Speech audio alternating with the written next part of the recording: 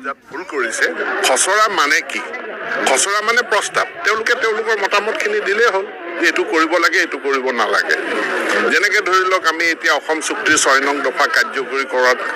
ক্ষেত্ৰত আমি 28টাকৈ সাহিত্য সভাক মাতি তেওঁলোকৰ পৰা আমি আলোচনা কৰিছোঁ ঠিক তেনেকৈ ইয়াতো আমি আলোচনা কৰিম এইটো খচৰা আলোচনাৰ কাৰণে মুকলি কৰি দিয়া হৈছে সংগঠনসমূহে ব্যক্তিসমূহে তেওঁলোকৰ মতামত দিলেই হ'ল কোন উৎপল শৰ্মা নাই তেওঁলোকে খচৰা শব্দটোৰ অৰ্থ হয়তো বুজাত ভুল কৰিছে খচৰা মানে কি খচৰা মানে প্ৰস্তাৱ তেওঁলোকে তেওঁলোকৰ মতামতখিনি দিলেই হ'ল এইটো কৰিব লাগে এইটো কৰিব নালাগে যেনেকৈ ধৰি লওক আমি এতিয়া অসম চুক্তিৰ 6 নং দফা কাৰ্যকৰী কৰাৰ ক্ষেত্ৰত আমি 28টাকৈ সাহিত্য সভাক মাতি তেওঁলোকৰ পৰা আমি আলোচনা কৰিছোঁ ঠিক তেনেকৈ ইয়াতো আমি আলোচনা কৰিম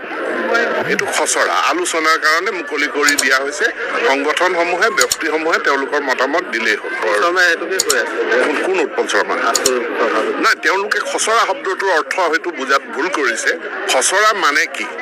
খচৰা মানে প্ৰস্তাৱ তেওঁলোকে তেওঁলোকৰ মতামতখিনি দিলেই হ'ল এইটো কৰিব লাগে এইটো কৰিব নালাগে যেনেকৈ ধৰি লওক আমি এতিয়া অসম চুক্তিৰ 6 নং দফা কাৰ্যকৰী কৰাৰ ক্ষেত্ৰত আমি 28টাকৈ সাহিত্য সভাক মাতি তেওঁলোকৰ পৰা আমি আলোচনা কৰিছোঁ ঠিক তেনেকৈ ইয়াতো আমি আলোচনা কৰিম এইটো খচৰা আলোচনাৰ কাৰণে মুকলি কৰি দিয়া হৈছে সংগঠনসমূহে ব্যক্তিসমূহে তেওঁলোকৰ মতামত দিলেই হ'ল কোন উৎপল শৰ্মা নাই তেওঁলোকে খচৰা শব্দটোৰ অৰ্থ হয়তো বুজাত ভুল কৰিছে খচৰা মানে কি খচৰা মানে প্ৰস্তাৱ তেওঁলোকে তেওঁলোকৰ মতামতখিনি দিলেই হ'ল এইটো কৰিব লাগে এইটো কৰিব নালাগে যেনেকৈ ধৰি লওক আমি এতিয়া অসম চুক্তিৰ 6 নং দফা কাৰ্যকৰী কৰাৰ ক্ষেত্ৰত আমি 28টাকৈ সাহিত্য সভাক মাতি তেওঁলোকৰ পৰা আমি আলোচনা কৰিছোঁ ঠিক তেনেকৈ ইয়াতো আমি আলোচনা কৰিম এইটো খচৰা আলোচনাৰ কাৰণে মুকলি কৰি দিয়া হৈছে সংগঠনসমূহে ব্যক্তিসমূহে তেওঁলোকৰ মতামত দিলেই হ'ল কোন উৎপল শৰ্মা নাই তেওঁলোকে খচৰা শব্দটোৰ অৰ্থ হয়তো বুজাত ভুল কৰিছে খচৰা মানে কি খচৰা মানে প্ৰস্তাৱ তেওঁলোকে তেওঁলোকৰ মতামতখিনি দিলেই হ'ল এইটো কৰিব লাগে এইটো কৰিব নালাগে যেনেকৈ ধৰি লওক আমি এতিয়া অসম চুক্তিৰ 6 নং দফা কাৰ্যকৰী কৰাৰ ক্ষেত্ৰত আমি 28টাকৈ সাহিত্য সভাক মাতি তেওঁলোকৰ পৰা আমি আলোচনা কৰিছোঁ ঠিক তেনেকৈ ইয়াতো আমি আলোচনা কৰিম এইটো খচৰা আলোচনাৰ কাৰণে মুকলি কৰি দিয়া হৈছে সংগঠনসমূহে ব্যক্তিসমূহে তেওঁলোকৰ মতামত দিলেই হ'ল কোন উৎপল শৰ্মা নাই তেওঁলোকে খচৰা শব্দটোৰ অৰ্থ হয়তো বুজাত ভুল কৰিছে খচৰা মানে কি খচৰা মানে প্ৰস্তাৱ তেওঁলোকে তেওঁলোকৰ মতামতখিনি দিলেই হ'ল এইটো কৰিব লাগে এইটো কৰিব নালাগে যেনেকৈ ধৰি লওক আমি এতিয়া অসম চুক্তিৰ 6 নং দফা কাৰ্যকৰী কৰাৰ ক্ষেত্ৰত আমি 28টাকৈ সাহিত্য সভাক মাতি তেওঁলোকৰ পৰা আমি আলোচনা কৰিছোঁ ঠিক তেনেকৈ ইয়াতো আমি আলোচনা কৰিম অসম চুক্তিৰ ৰূপায়ণৰ ক্ষেত্ৰত জাষ্টিছ বিপ্লৱ শৰ্মা কমিটিয়ে যিসমূহ ৰিকমেণ্ডেশ্যন দিছিল তাত বহুকেইটা ৰিকমেণ্ডেশ্যন ভাষা আৰু শিক্ষা বিষয়ত আছিল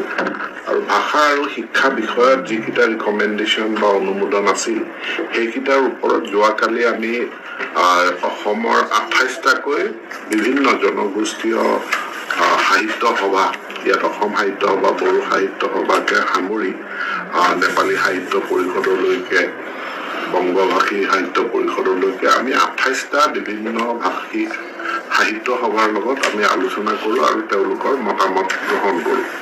যিসমূহ পৰামৰ্শ আছিল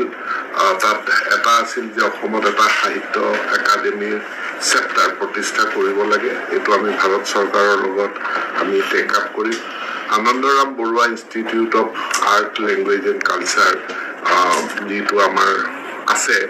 ইয়াক আৰু শক্তিশালী কৰা ইয়াৰ কামৰ পৰিসৰ বঢ়োৱা আৰু বিভিন্ন সকলো ভাষাৰ উত্তৰণৰ কাৰণে কাম কৰা এই ক্ষেত্ৰতো আমি বিহিত ব্যৱস্থা গ্ৰহণ কৰিম যিকেইটা ভাষা কোনো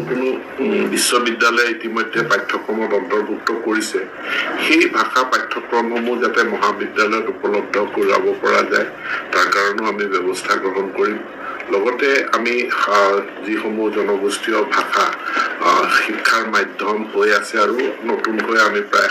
7টা ভাষা নিৰ্বাচন কৰিছোঁ 25 চনত ৰূপায়ণ কৰাৰ কাৰণে তাৰ লগত ত্ৰিভাষা পলিচি আৰু 4 লেংগুৱেজ পলিচি এই গোটেই কথাবিলাক লৈ আমি সাহিত্য সভাসমূহৰ লগত খুব সৌহাৰ্দ্যপূৰ্ণভাৱে আমি মত বিনিময় কৰোঁ। তেওঁলোকে কিছু পৰামৰ্শ যোৱাকালি সভাতেই দিছে আৰু কিছু পৰামৰ্শ তেওঁলোকে বিতং অধ্যয়ন কৰাৰ পাছত লিখিতভাৱে দিব। গতিকে আমি সাহিত্য সভাসমূহৰ মতামত লৈ আমি এটা সহমতত উপনীত হৈ এই বিপ্লৱ শৰ্মা কমিটিৰ যি প্ৰতিবেদন তাক অসমত ভাষা আৰু শিক্ষাৰ ক্ষেত্ৰত আমি ৰূপায়ণ কৰাৰ ব্যৱস্থা কৰোঁ। এইখিনি যি আমাৰ এক্সিষ্টিং টিচাৰ আছে, কাৰণ এতিয়া এই ভাষাসমূহত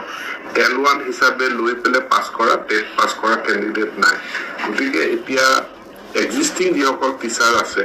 তেওঁলোকৰ ভিতৰত এই নিৰ্দিষ্ট জনজাতীয় ভাষা বা জনগোষ্ঠীয় ভাষা যিসকল শিক্ষকে জানে তেওঁলোকৰ জৰিয়তে আমি ফাউণ্ডেশ্যনেল ষ্টেজ তাৰমানে আপ টু ক্লাছ 2লৈকে আমি আৰম্ভ কৰিম। আৰু মই ভাবোঁ যে সিমানখিনিলৈকে আমি 5টা বছৰৰ পাছত এই ভাষাৰ ক্ষেত্ৰতো আমি টেট পৰীক্ষা আমি অনুষ্ঠিত কৰিবলৈ সক্ষম হ'ম। তেতিয়া টেটৰ কথাটো আহিব,